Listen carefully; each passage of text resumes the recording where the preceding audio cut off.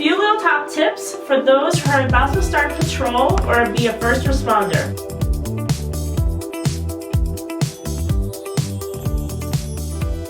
Number 1, get umbrella insurance. Many states will not allow, and many carriers will not allow you to buy umbrella insurance if you are a police officer.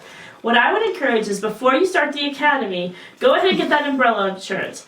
Hopefully, by the time you go through the academy and you're on the job, you'll just forget you had it, keep paying it, and they might not even ask what you do as a profession. But at the same time, at least you're covered. Now, there's always a chance they could say, sorry, but no, you should have known better, but there's a chance they might. So I would suggest get that umbrella insurance.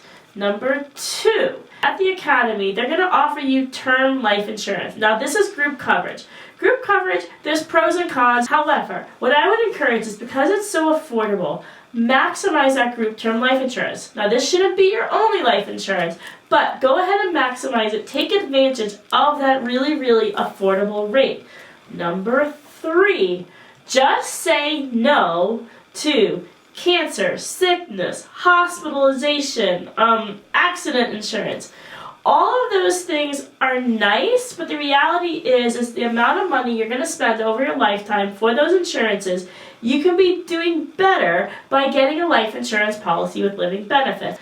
Number 4 is buy out your own individual life insurance. Many officers do not realize that they are insurable, even if they're police officers. Many first responders have the same concerns, is that once I go on the job, I'm not going to be able to get that personal life insurance policy. Not true. Those are not excluded professions. You can go ahead and get your life insurance policy. What I always suggest is rather than put extra money into that 457 and put it into an indexed universal life policy that is going to grow tax-free with cash value. Number 5, the best kind of insurance and the best spending of your money, in addition to indexed universal life insurance and buying some extra term, is to get that short and long-term disability insurance. Short and long-term disability is going to be there if you were to get hurt, where things like FMLA, while is nice and will retain your job, are not going to necessarily pay the bills. Most people do not realize that if you're not on workers' comp and there's something else going on, so like for instance a traumatic brain injury like in the case of my husband, you might not get workers' comp.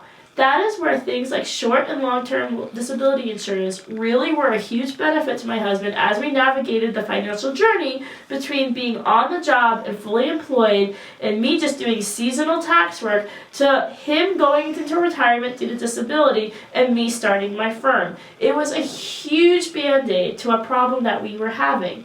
In the meantime, it also patched between the life insurance settlement that we got from our living benefits and that eventually getting that Social Security disability and the pension while he was making that transition and they were going through the process of evaluating him.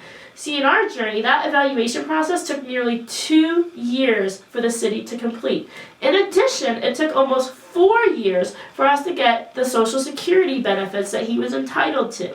That journey is well beyond the 3, 6, or even sometimes 12 months that we tell you to have for your emergency savings. If you have any questions, go ahead, ask your department, but generally speaking, they should offer you a short and long-term disability policy that will bridge those gaps.